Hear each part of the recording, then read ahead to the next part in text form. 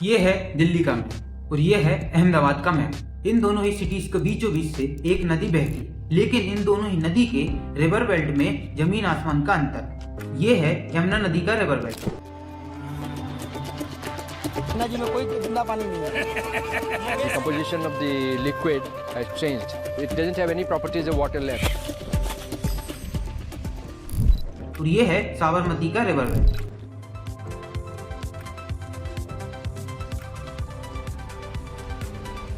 और यहाँ पर 2014 में शी जिनपिंग को पीएम मोदी लेकर गए थे। लेकिन यमुना के रिवर बेल्ट में कोई वर्ल्ड लीडर तो छोड़ो, बल्कि अपने देश का कोई टूरिस्ट भी आना जाना पसंद नहीं करता। और पिछले 20 सालों में साबरमती रिवर फ्रंट अहमदाबाद का सबसे एम्बिशियस अर्बन प्लानिंग प्रोजेक्ट रहा। लेकिन इस रिवर फ्रंट प्रोजेक्ट के बारे में मीडिया में जितनी बात होनी चाहिए थी उतनी होती नहीं है। और ये होना इसलिए जरूरी है क्योंकि ये पूरे भारत देश के लिए एक एग्जाम्पल सेट कर सकता है। और आज हम ये देखते हैं कि इन्होंने इसे भारत में one of the biggest tourist attraction बना के रख दिया है। तो आप एक बार डिटेल में इस पूरे प्रोजेक्ट को देखते हैं। साबरमती नदी अहमदाबाद के बिल्कुल बीचों बीच से जाती है, लेकिन 10-15 साल पहले इसकी हालत काफी ज्यादा खराब थी। इन जंगलों पर कचरे के ढेर हुआ करते थे, यहाँ पर इलीगल स्लम्स बनी हुई थी और पूरे शहर का नाला यहाँ से बहा करता था। और इसकी हालत ऐसी थी कि ये रिवर बेल्ट नहीं डेंगू मलेरिया का बेड बन चुका है। और आज ये 11 किलोमीटर लंबा रिवर फ्रंट पूरे अहमदाबाद के लिए नहीं, पूरे गुजरात के लिए और पूरे भारत के लिए एक टूरिस्ट अट्रैक्शन बन चुका है। इस रिवर फ्रंट पर आज है parks, garden, event centre, hotels और वाटर स्पोर्ट्स एक्टिविटीज। ये सब कुछ एक दिन में नहीं हुआ। और इस प्रोजेक्ट के इम्पोर्टेंस को समझने के लिए आपको साबरमती रिवर और अहमदाबाद के रिश्ते को समझना पड़ेगा। आज का नहीं बल्कि इतिहास का रिश्ता है। और आज हम चलते हैं सन 1411, जहां अहमद शाह ने साबरमती के किनारे के एक शहर को नाम दिया अहमदाबाद। और ये शहर बनाना अहमद शाह के लिए आसान नहीं था। यहाँ पर एक जंगल था और उसमें एक बाबा रहते थे, मानिकनाथ बाबा। मानिकनाथ बाबा को ये बिल्कुल पसंद नहीं था कि जहाँ पर वो रहते हैं वहाँ पर सिटी बनाई जाए। तो उन्होंने अहमद शाह को एक सुझाव दिया कि नदी का रुख थोड़ा सा मोड़ दिया जाए ताकि उनके घर के ऊपर से सिटी ना बन सके। ये बाबा जी की जब डेथ हुई तब यहाँ पर एक समाधि बनाई गई और उस जगह को नाम दिया गया मानिकनाथ चौक। और यही साबरमती नदी के किनारे गांधी जी ने अपना आश्रम बनाया था। और हम देखते हैं कि हर बड़ी ह्यूमन सिविलाइजेशन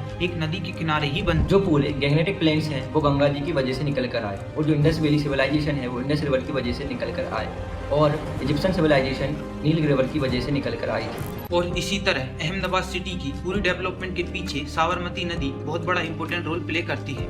और इसी नदी के किनारे धीरे धीरे अहमदाबाद सिटी डेवलप होती चली गई। जैसे जैसे सिटी बड़ी होती जा रही थी उसका नदी के साथ रिश्ता बदलता जा रहा था। इस साबरमती नदी में अब शहर के गंदे नाले बहाए जाने लगे थे। इस नदी के किनारे अब लीगल स्लम्स डेवलप होनी शुरू हो गई थी। इस नदी के किनारे कभी खेती हुआ करती थी, अब यहाँ पर कचरे के ढेर जमा होना शुरू हो गए। स्लम्स और इलीगल सेटलमेंट के अंबार बनने लगे थे। मानसून में ये नदी काफी वल्नरेबल बन जाती थी।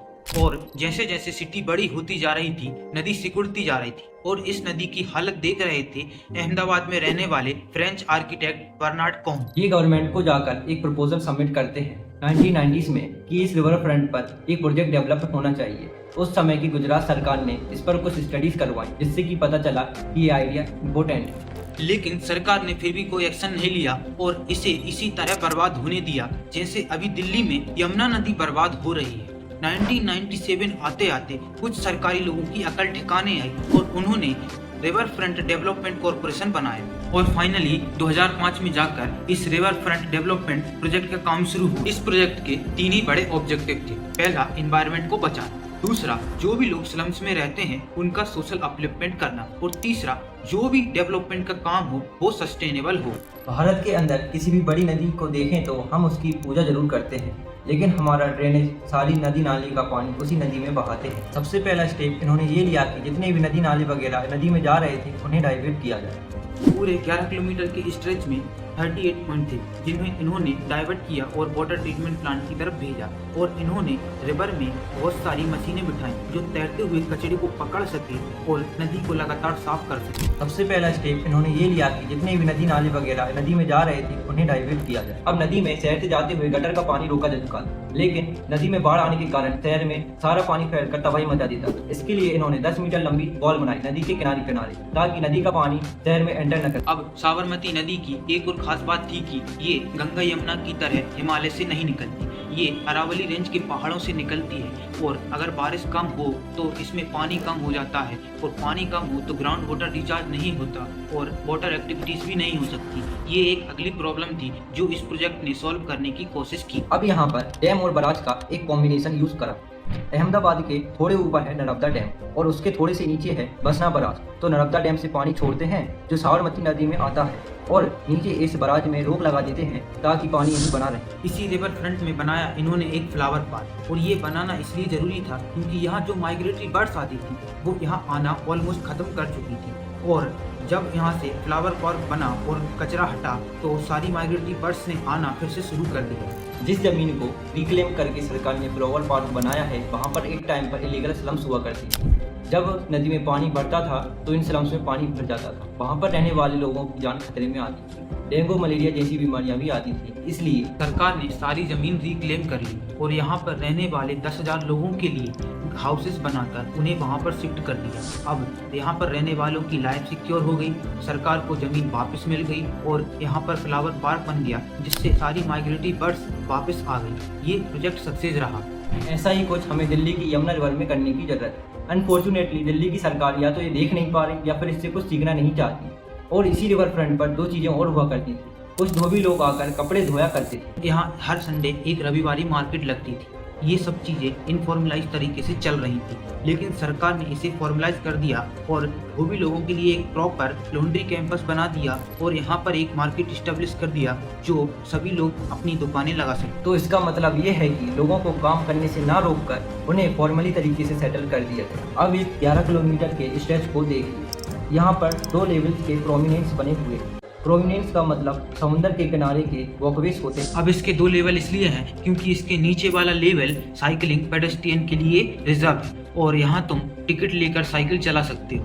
ऊपर वाले लेवल पर event area, garden, plaza, washroom बने हुए हैं।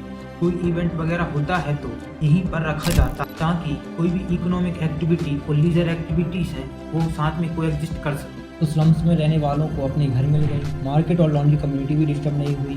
यहाँ पर लीजर और इकोनॉमिक एक्टिविटी भी हो रही है। माइग्रेटरी बर्ड्स भी वापस आ गई हैं। फ्लावर पार्क बना हुआ है। नदी में कोई नाला भी नहीं गिर रहा है और नदी का पानी बारिश के समय शहर में भी नहीं घुस रहा है। तो एक तरह से ये 100% इन्वायरमेंट को ध्यान में रखकर बनाया गया प्रोजेक्ट है जहाँ पर इन्वायरमेंट भी सिक्योर हो रहा है, सोशल अपलिफ्टमेंट भी हो रही है और सरकार ने इस बात का भी ध्यान रखा है कि इसका पैसा इसी के लैंड से निकाला जाए। और इन्होंने 14% लैंड को प्राइवेटाइज कर दिया। ये सिटी के बीचों बीच का प्राइम लैंड है तो कोई भी खरीद के कुछ भी बना सकता है और सरकार के कुछ रूल्स रेगुलेशंस हैं उन्हें फॉलो करना है बस। और इसका पैसा इतना इनफ था बाकी सारे प्रोजेक्ट के लिए, इसलिए इसे सेल्फ फाइनेंसिंग मॉडल भी कहा जाता है। अहमदाबाद का ये साबरमती प्रोजेक्ट हमारे हिसाब से पूरे देश के लिए एक एग्जाम्पल सेट कर सकता है। दिल्ली के पास ही 48 किलोमीटर का यमुना का किनारा है। पूरे किनारे में 2% एरिया पड़ता है जो कि वजीराबाद से ओखला के बीच में है। इसी 2% एरिया की वजह से पूरी यमुना नदी में 76% का पॉल्यूशन हो रहा है। अगर सरकार साबरमती नदी से कुछ लेसन ले ले और इसमें पॉल्यूशन कम करके रीडेवलपमेंट का काम शुरू कर दे तो ये पूरी दिल्ली के लिए ही नहीं बल्कि पूरे भारत देश के लिए एक गेम चेंजिंग प्रोजेक्ट साबित हो सकता है। दिल्ली के एलजी ने इनफैक्ट यमुना फ्रंट को साबरमती फ्रंट की तरह डेवलप करने की बात भी की थी लेकिन अभी एलजी और दिल्ली सरकार के बीच में पंगे चलते रहते हैं, इसीलिए ये प्रोजेक्ट कभी आगे बढ़ ही नहीं पाए। तो दोस्तों आज की वीडियो के लिए बस इतना ही और आज की वीडियो अगर आपको पसंद आई हो तो कृपया चैनल को सब्सक्राइब कर दीजिए क्योंकि इससे आपको कुछ नहीं पड़ेगा फर्क, लेकिन हमको बहुत फर्क पड़ेगा। और दोस्तों इसकी हमने स्क्रिप्ट वीडियो की ओपन लेटर चैनल से उठाई है क्योंकि अभी न्यूज़ चैनल है लेकिन आप लोग अगर हमको सपोर्ट करोगे तो हम अपनी खुद की स्क्रिप्ट बनाएंगे, खुद की वीडियोस लाएंगे। तो कृपया हमारे को सपोर्ट कीजिए, हमारे चैनल को सब्सक्राइब कीजिए, लाइक कीजिए और इसको अगर आप शेयर करना चाहें तो कर दीजिए। और दोस्तों वो कहते हैं कि नकल के लिए भी अकल की जरूरत होती है और इसमें भी हमारी बहुत सारी मेहनत लगी है, लेकिन अगर आपको वीडियो सब्सक्राइब करना हो तो कर दीजिए। आपका बहुत बहुत शुक्रिया। Bye bye. Bye bye.